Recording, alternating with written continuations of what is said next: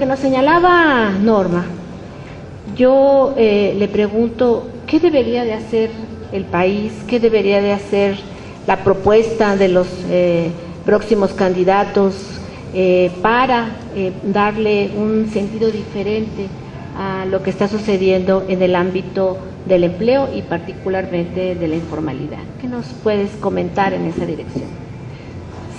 Como bien decías, Berenice, el tema es complejo y muchas de las decisiones en torno a él no descansan en soluciones que llamamos micro, sino que vienen de la propia estructura del esquema productivo y del modelo que estamos siguiendo de crecimiento. Van más allá del tema mismo del empleo y tienen que ver con toda la estrategia que como país tenemos de crecimiento.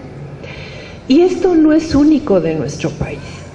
Se ha encontrado que en muchos países en desarrollo se ha roto o se ha colapsado el modelo clásico que se tenía en el mercado laboral en los primeros países desarrollados, los que alcanzaron primero el desarrollo, y países que en el siglo pasado pasaron de una gran proporción de población agrícola, es decir, la mayor parte de la población trabajadora estaba en el campo, y vino la industrialización, la modernización, que jaló a muchos trabajadores del campo hacia el medio urbano, y muchos de los que venían se empleaban en las grandes empresas de producción masiva, donde surgió el esquema del taylorismo y de donde se fijaron las reglas del trabajo asalariado regular en aquella época. Es decir, el campo ya no ocupaba más o desocupaba trabajadores, pero estos pasaban al medio urbano, y una fuente clásica de absorción de empleo en el medio urbano era la naciente industria en estos países que empezaban a desarrollarse. La naciente industria y posteriormente los servicios modernos, digamos, los servicios financieros, los servicios de comunicaciones modernos, etc. Esta venía a ser la fuente natural de toda esta población. Pero ¿qué pasa?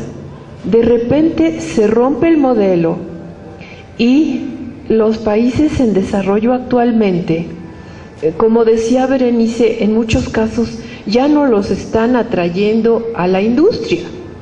La industria en nuestro país desalojó puestos de trabajo. Si vemos los trabajadores que se empleaban en la industria en el año 2000 y los que lo hacían en el año 2010, no solo en términos globales no crecieron, sino que se redujo esta población. Entonces, si se reduce, ya no hay capacidad de absorción en términos netos de nueva población, tanto de jóvenes como de quienes dejan el campo.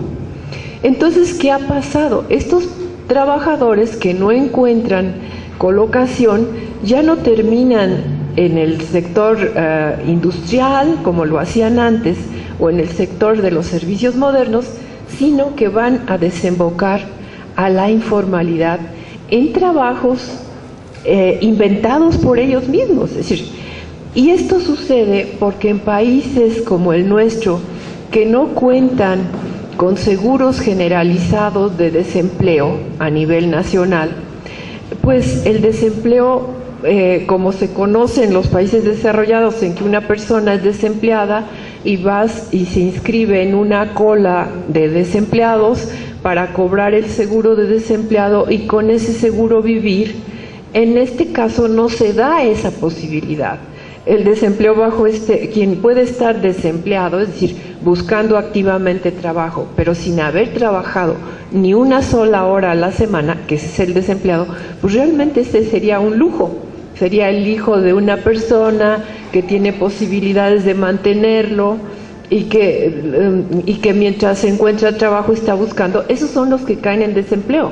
pero quienes están en una situación más precaria no se pueden dar esa situación de estar buscando sin trabajar al menos 1 hora en la semana. Entonces terminan haciendo una serie de actividades, limpiando coches, limpiando parabrisas, vendiendo chicles, haciendo lo que puedan por ganar un ingreso. Y al hacer ese tipo de actividades, curiosamente, ya no caen en la definición tradicional de desempleo abierto, sino que caen en la gran definición de trabajo informal. Por eso, cuando se dice que nuestro país tiene una tasa de desempleo menor que otros países, como España, por ejemplo, que tiene una tasa de desempleo enorme, o de otros países europeos, no está la situación. Lo que pasa es que en esos países hay seguro de desempleo y cuando no lo hay, la persona no puede estar en situación de desempleo estadística, sino que cae en informalidad, haciendo cualquier cosa, aún por debajo de sus capacidades, de sus expectativas, con tal de sobrevivir y de ganar un ingreso mínimo. Entonces, en nuestro país, la gran precariedad desemboca más bien en el trabajo informal. Esa es una de las cosas. Entonces, ¿qué hay que hacer? En primer lugar, se parte de la premisa que la muy baja creación de empleo de buena calidad es un problema de demanda laboral insuficiente por parte del aparato productivo nacional. México debe fortalecer su formación de capital y crecer a tasas significativamente mayores que las del 2% de los últimos 30 años que ya mencionaba Berenice, si es que realmente queremos darle un empujón de verdad a la creación de empleo de buena calidad. Es decir, es un problema macro de la mayor importancia. Algunas personas dicen que es una decisión individual de personas que no se quieren emplear y prefieren irse a trabajar en la informalidad. Yo no lo considero así. Yo considero que es un problema de demanda laboral insuficiente generada en un aparato productivo que no está creciendo como debiera un país en desarrollo. Y esto no es una situación utópica. Hay muchos países que lo han logrado. Vemos Corea del Sur, por ejemplo, que estaba en igual situación que México hace 30 años y que ha crecido a tasas muy superiores a esas y que ha generado un volumen creciente de empleo formal y de redes de protección social. Bueno, ese es el primer problema. Crecer mucho más de lo que está creciendo la economía. Ese es el meollo. En segundo lugar, se requiere transitar de una estructura ocupacional como la que tenemos, que ya estamos cayendo en una estructura ocupacional de gran porcentaje de informalidad, de muy baja nivel de productividad, y en el campo industrial nos hemos vuelto ensambladores, maquiladores, etcétera, pero estamos importando los bienes de mayor tecnología. Entonces tenemos que dar un salto, un escalón hacia actividades de mayor nivel de valor agregado, actividades que generen mayor nivel de valor agregado. ¿Cómo? Como lo hicieron estos países que cambiaron de ser inicialmente países maquiladores a ser países que diseñan, que producen, que comercializan, que exportan. ¿Recuerdan ustedes cuando muchos de los productos manufacturados inicialmente por Japón o por Corea se decía que eran de mala calidad, que eran imitaciones, etcétera? Y hoy una gran cantidad de productos en el ramo automotriz, en el ramo de televisiones, de plasma, de pantallas, etcétera, las marcas que vemos son marcas en muchos casos coreanas. de un país que estaba en una situación muy similar a la de México hace 30 años, es decir, que tienen desarrollo de tecnología, que desarrollo de diseño, ya no simplemente son armadores o maquiladores, sino que tienen actividades que generan mayor valor agregado. Es decir, México no solo debe crecer más, sino cambiar su estructura de producción hacia actividades generadoras de mayor valor agregado. Yo no sé si quedarme ahí. Esas son algunas de las grandes problemas de fondo. Hay otros de corto plazo, pero no me quisiera extender. Termino. En el corto plazo habría otras que podrían formalizarse. Por ejemplo, vemos allí el caso del trabajo doméstico. Dentro de nuestra ley, el caso del trabajo doméstico está como en un capítulo de cierta excepción. No se obliga a los empleadores a inscribir a los trabajadores en el Seguro Social, como debiera ser, porque son trabajadores asalariados.